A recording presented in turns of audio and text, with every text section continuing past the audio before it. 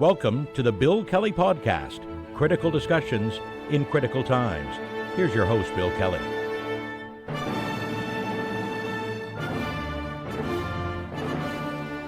And welcome to another edition of the Bill Kelly Podcast, critical discussions in these critical times. I'm your host, Bill Kelly. Good to have you with us today. On a previous podcast, we talked a little bit about the commercial, the Trump commercial, the tariff commercial that Doug Ford had basically sanctioned that was going to run on American television. Well, it's a story that will not go away. And, hey, we kind of thought that was going to happen, didn't we? Because the ads continued to run. And the premier, of course, has been steadfast, thinking he did the right thing. There has been huge pushback on this side of the border and on the other side of the border, too, about the commercial itself, and a lot of speculation about just what this is going to cause, especially south of the border because of the political circumstance. So we're going to talk a little bit about all of that on the podcast today, because I think it's very important that we give you the breadth of exactly what's going on and certainly talk about what the implications of it might be. So for those of you who have not seen it, I know it's been on social media, it's been on YouTube, but picture yourself right now on the other side of the border. You're an American sitting down there, and you got your nachos and you got your beer there, and you're ready to watch the World Series. And at some point, this commercial comes on, and it's only 60 seconds long, but I want you to watch this and see exactly what the Americans saw. So we're going to bring the commercial to you right now, and then we'll have some discussion about exactly what's in that commercial and exactly the impact it's going to have. So this is the 60-second commercial that ran on U.S. television. When someone says, let's impose tariffs on foreign imports, it looks like they're doing the patriotic thing by protecting American products and jobs. And sometimes for a short while it works, but only for a short time. But over the long run, such trade barriers hurt every American worker and consumer. High tariffs inevitably lead to retaliation by foreign countries and the triggering of fierce trade wars. Then the worst happens. Markets shrink and collapse, businesses and industries shut down, and millions of people lose their jobs. Throughout the world, there's a growing realization that the way to prosperity for all nations is rejecting protectionist legislation and promoting fair and free competition. America's jobs and growth are at stake.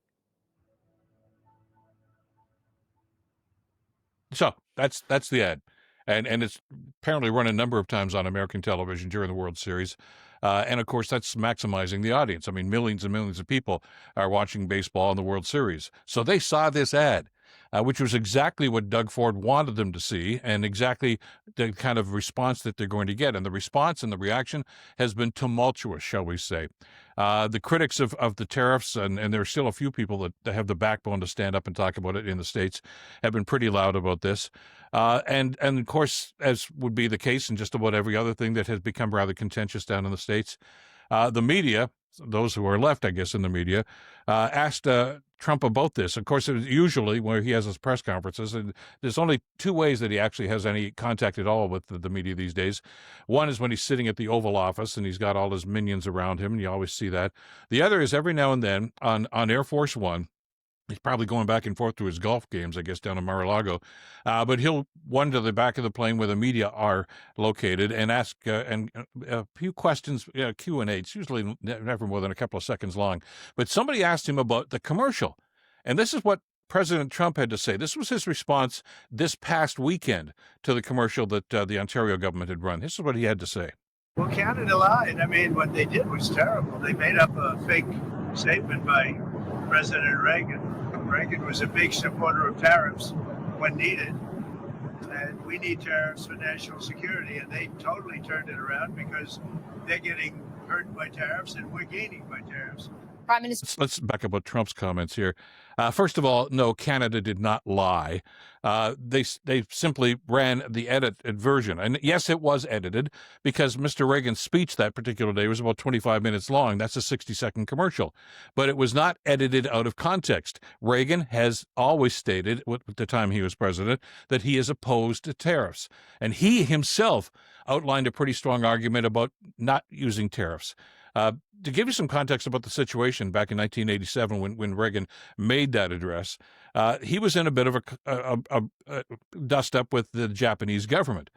because he was told by his Congress and his Republican people in the White House that the Japanese were using unfair business practices with semiconductors and flooding the market. So he decided to impose tariffs. And as he said in the commercial, I don't want to do this. I think it's wrong. But every now and then you can use tariffs as a bit of a blunt instrument to try to make your point. And he did it in that particular case in March of 1987 because he had already scheduled a meeting with the Japanese prime minister to talk about this trade deal and the conflict that he had with Japanese about semiconductors. So, and by the way, it was learned later on, some weeks after this, that the Department of Defense had actually issued a report and saying there was no trade deficit here. The reason that this Japanese semiconductors were coming into the market more often and being purchased more often is because they were a superior product. In other words, the Americans' product, the making semiconductor, it was crap. Nobody wanted to buy it. But Reagan ignored that report and simply went with the words of some of his Republican senators and congresspeople about this, and started what turned out to be not much of a tariff war, because a couple of months later, when Reagan finally realized that this was rather a bogus argument, he dropped the tariffs altogether. So it was a short-term thing. Even the fact that he did it against his better judgment, he only had them for 4 or 5 months, I think it was, until he finally dropped the whole idea of tariffs, because philosophically he was opposed to the whole idea of tariffs. And President Reagan himself outlined why, because it was detrimental. So what was Trump's response? Well, as we just showed you, he said that the Canadian thing lied. No, it didn't. It was quoting Reagan. And not just quoting him, but showing Reagan saying that. It's not AI generated. I remember seeing that clip before many, many years ago when Canada and the United States were embarking on discussions about free trade between the two countries. And we saw that clip. I was in the media back in those days watching what was going on, and we got a pretty good idea as to just where they were coming from on this. Reagan was a huge supporter of free trade and a huge opponent of tariffs. And for Trump to try to represent that or misrepresent that in any other way, he's the one who's lying. He's the one who's trying to put one over on the American people. And I think it's very clear that we have to understand exactly where he's coming from. I mean, the old idea, when's Donald Trump lying? Well, he's moving his lips. That means he's lying. And he did it again. And by the way, that one clip that we ran there with the media, with their microphones in front of him, in front of Air Force One, just, again, kind of reinforces what I've been saying, that nobody down there in the States, nobody in the Washington press corps has the backbone, the courage to stand up and say, President, that's wrong. That's not the case at all. And they know it's wrong, but they're afraid. You know why? Especially that group there. Well, they'll get booted off Air Force One. They won't be allowed to travel with him anymore. Or they won't be part of the White House press corps that has the Q&A inside the Oval Office. It's intimidation. And Trump does it because he can get away with it. And there was a time, as we've talked about, where there were members of the American media that would stand up to presidents that tried to intimidate. And they didn't take any of that crap. These people here have just been beaten into submission. And it bothers me as somebody who was in the media for many, many years, because we had people of my generation in the media. We had our heroes, the people that would stand up to presidents, prime ministers, and others, and call them out when they were lying to the American public or the Canadian public, as the case might be.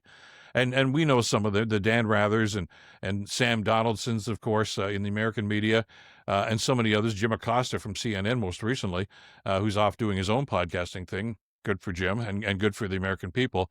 But that's important, and that just, I think, underscores one of the important things and one of the responsibilities of people in the media. You have to get to the truth, and you have to deliver the truth to the American people and cut through the BS that politicians are trying to spin. And Trump gets away with it. He seems to have a blank card now about what's going on. And he's used this whole idea about the commercial as that blunt instrument right now. And his comments, of course, as we mentioned, are incorrect.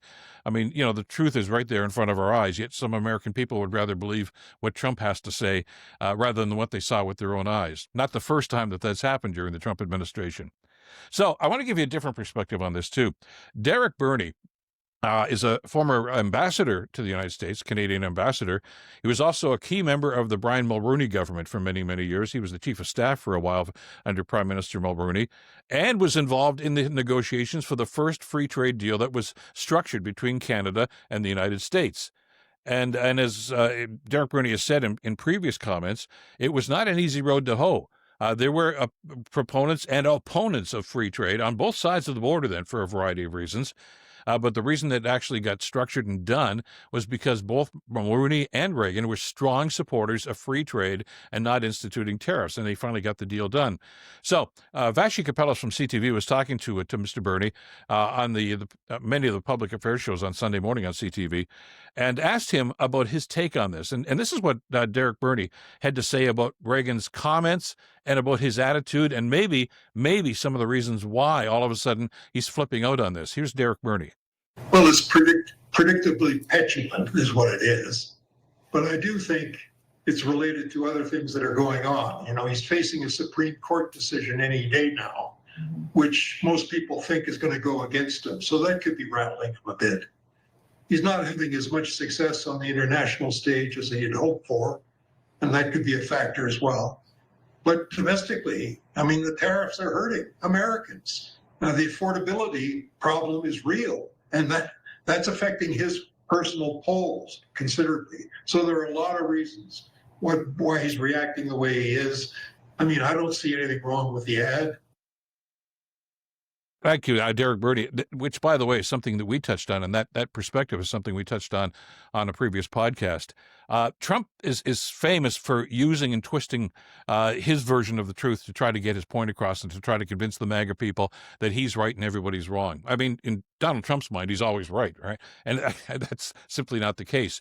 But Bernie's take on this, I think, is very, very important and something we need to keep in mind, because Trump's first response about the ad was 2 or 3 days before it even aired in the States in the World Series. He said during one of his rambling comments that, yeah, I saw this ad. You know, it's really too bad. You know, Canada's getting burned by all these tariffs, and now they're trying to fight back. And that was it. And he moved on to something else. So it didn't have an initial major impact on Trump at all. But in the 2 or 3 days subsequent to that, certainly somebody got his ear and said, you know, Mr. President, look at our opinion polls. We're getting slaughtered here. People are starting to do what we had thought they were going to do all along, is starting to feel the negative effects of the tariff regulations that Trump's putting in on the American people. All right, he's been in office for quite some time now, since January. We're now heading into November. He's gonna lower grocery prices. No, grocery prices have gone up. Price of gas has gone up. Price of beef has gone up. Price of eggs have gone up. Cost of living has gone up. Cost of lumber to build a new house have gone up. And all this crap that he was putting over on the American people, that his tariffs were going to make billions and millions of dollars, and everything was going to happen for it that was going to, the American people wanted, the American consumers want. None of it has happened. As a matter of fact, quite the opposite has happened. You heard that rant that we talked about a couple of weeks ago when he addressed the United Nations General Assembly, that, the Trump administration has defeated inflation. No, they haven't. Inflation is up in the United States. And it's about time, and we're starting to see some indications now that many people of those American consumers, including farmers, including just about every other group that thought, well, Trump's the guy that knows how to handle the economy, they're starting to wake up to the fact that he was BSing them all along, and they're getting hurt. Farmers are being foreclosed. They're losing their farms. Prices are going up. People are finding that housing is unaffordable these days. And at some point, the American people are going to wake up and say, well, I know Biden is to blame. That's what Trump says. And they're going to realize, no. It's that guy. It's his policies. And that's something that we've talked about all along, that the tariff policies are actually going to hurt the American people. The Canadian government doesn't pay those tariffs. All right. It's the companies that are bringing those products in. And the reason they do that is because, just like the Japanese situation back in 1987 with Reagan, because the Canadian product is superior. Our steel is superior. Our aluminum is superior. Our softwood lumber is superior to the American brand. And the people that use those products know that, which is why they need to bring that product in, and they will pay the tariff. Well, what do? You pass that the savings on if it's a saving. But if it's a tariff, in other words, an increased cost, they're going to pass that on to the consumer. So it's going to cost more for everything down there. And that's starting to finally filter through to the American people. And Trump is pissed about that. His handlers are pissed about that. So they figured you got to lash out and blame Canada. Blame Canada. It's like that South Park. Remember about 15, 20 years ago, that was one of the songs that actually got an Academy Award nomination from the South Park movie. Blame Canada. That was done satirically, tongue-in-cheek. Trump has used it as a modus operandi right now to try to turn around his sagging popularity numbers. He's going to try to blame Canada. Well, I'm hoping that the American people, and certainly some of the people in elected office in the states, are going to wise up to this and understand what's going on. The purpose of the ad that they've put out there, the purpose of airing it on American television, is to A, tell the American people what's really happening, and B, to increase the pressure on the American politicians, not on Trump himself. I mean, he's oblivious to this. This guy just doesn't get it. But the Republicans that are going to be running for re-election next year in the midterm elections are going to hear from their constituents, and they're the ones that are going to put pressure on the government to say, hey, you got to back off. Because that's what happened, as we mentioned in the first Trump term, when he decided to impose tariffs. There was so much pressure from the American public and onto the Republicans that were running for election that they went and said, you got to stop this. And he eased up on this. And we're hoping for the same thing to happen. It hasn't happened yet. And a lot of people are getting pretty antsy about that. And I understand that. I get that.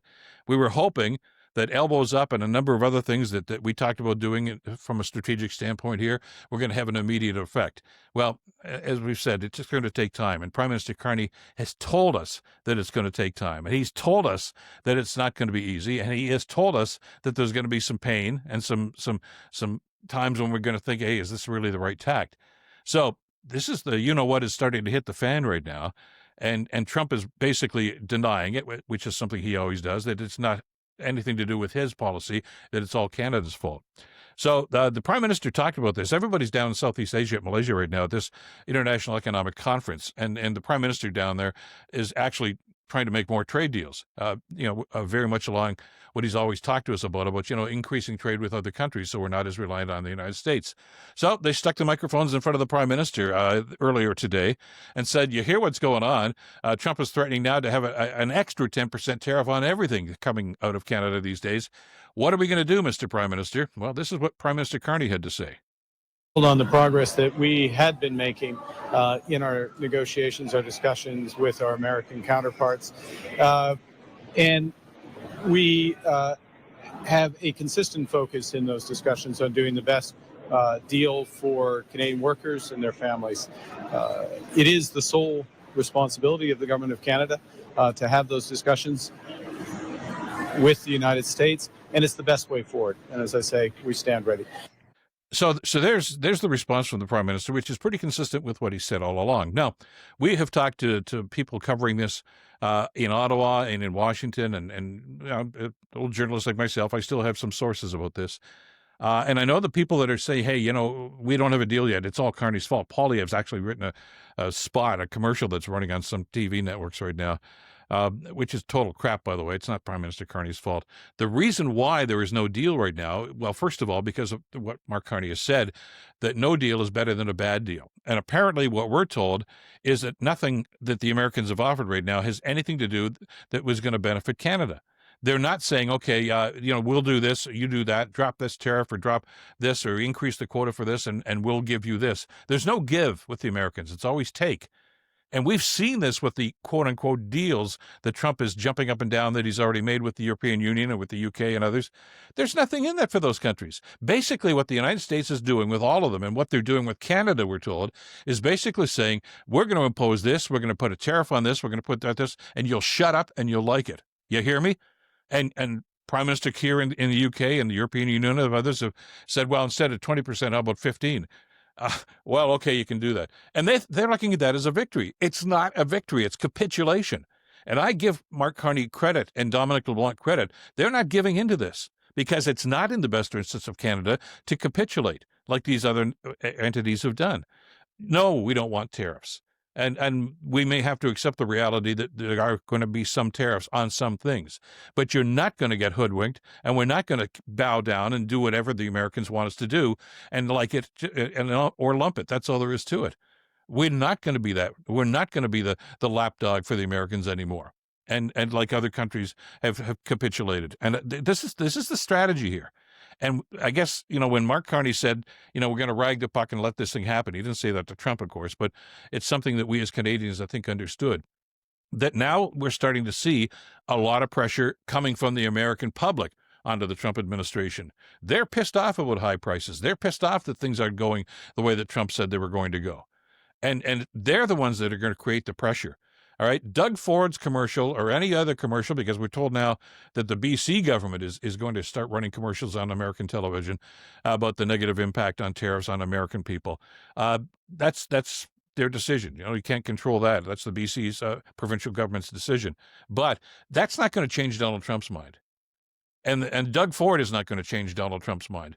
But it's the American people and the American Republicans, even the MAGA people are concerned right now about losing elections. They can gerrymander their seats all they want and they can cancel this and they can do that. But at the end of the day, there's a real chance here that some of these MAGA folks might just hear from the American public and could lose their seats. And, as Derek Burney told us, the Supreme Court is going to rule as to whether or not Trump's tariffs are even legal. Now, I'm not optimistic that they're going to actually do the right thing there. I mean, I'm not a constitutional expert, but I've read those sections of the Constitution, and the president is not supposed to be doing tariffs, not supposed to be making trade deals. It's not their job. It's up to the Congress to do that. And Trump has done an end run around that. Now, if this was a Supreme Court that was basically, centric about doing the right thing and following the letter of the law, they would tell Trump that they're illegal. Look, they're in his pocket. That's all there is to it. So I'm not so sure that's going to happen. But just the same, you don't know until they actually make the decision. And Trump's worried about that. And he's worried about what's happening politically right now. And so he's going to lash out and he's going to try to blame Doug Ford and blame Prime Minister Carney, by the way, for an ad that was run by the Ontario government. I don't think Trump understands much about, provincial responsibility versus federal responsibility. But that was the reality. Now, Carney did not sanction this commercial. As a matter of fact, we're told that he probably told Doug Ford not to run it, but Ford went ahead with it anyway. And whether you support it or not, it's what happened, and we have to deal with the fallout and the consequences of that. And now I know there are some people that are simply going to say, go hard now, kick them in the shins again. We got to really drive the point home. I'm not so sure that's a very smart strategy at this stage. What we need to do right now is once you start to knock the underpinnings of the MAGA movement and get people to understand that, hey, maybe this is not the be-all and end-all. Maybe it's not in the best interest of the American people. Sometimes you have to watch it crumble just a little bit so they can react and they can exert the pressure that needs to be exerted here. Not a whole lot else we can do here. As Prime Minister Carney said, we can't dictate U.S. policy. Trump's going to do that from the White House. I think he's doing it illegal, but he's going to do that from the White House. So we have to be reactive to a certain extent as opposed to proactive. And we have to sit fast at the negotiating table. As Prime Minister Carney said, they're ready, willing, and able to get back to the table. He's not wringing his hands and saying, oh, my God, he's broken off negotiations. Been there, done that. And, it's bad news, and it's not the sort of thing that we want. But it's one of these tactics that Trump uses. And Carney's not falling for it. And he's not going to fall on his knees and say, oh, please, what should we do now to try to placate you? We've got to stay the course right now. And that's what the Prime Minister seems to be telling us. And let's let the American people respond to what's happening. Because it's not the ad they saw in the World Series that's going to change their minds. It's when they go to the grocery store and find out how much hamburger costs or how much their mortgage is going up or they've lost their health care. Those are the things that are going to impact what's going to happen with Donald Trump and ultimately what's going to happen with some of these tariffs, wrong-headed tariffs, as it were. So, as we say in the business, a lot more to come on this, and we're certainly going to bring that to you as it happens and talk about it here on the podcast. That's it for this edition of the Bill Kelly Podcast. If you're on YouTube, great to have you with us today. Don't forget, hit that notification bell for us. And thanks to all the folks that have jumped on over the last little while with their subscriptions, too. We need to encourage more dialogue and conversations about these things, and your support for the podcast will help us to do that in the days, weeks, and months ahead. And we really do appreciate your support on that. Thanks to Madeline Kelly for the great work putting this one together. Until next time, I'm Bill Kelly. Stay in touch and stay informed. Bill Kelly Podcast brought to you by Wizen's Law, personal injury lawyers. Listen, you didn't choose to get injured, but you can choose the right lawyer. Wizen's Law, 905-522-1102 or wizenslaw.com.